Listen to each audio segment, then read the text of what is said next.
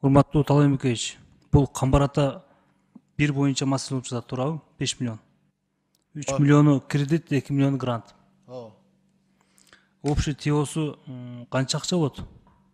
Курулуп түшүнө. Примерно.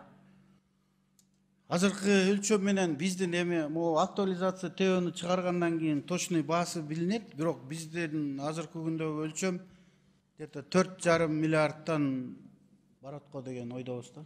4,5 миллиард долларбы? Эми 4,5 миллиард долларга урматтуу кесиптештер, көпчүлүгүңөр деле билесиңер, эсепте жакшы. 5 миллион доллар деген ТИОсуна бул мындай эле акча да. Колдоп беришибиз керек. 5 миллиард долларга кес санап аткансаң, 5 миллион доллар бул ТИОсуна аткан болсо, колдоп беришибиз керек. Эми кандай гана маселе болбосун, Кыргызстанда курулгандан кийин Кыргызстанда калат да. Чыңгыз Азаматовичке кошулам.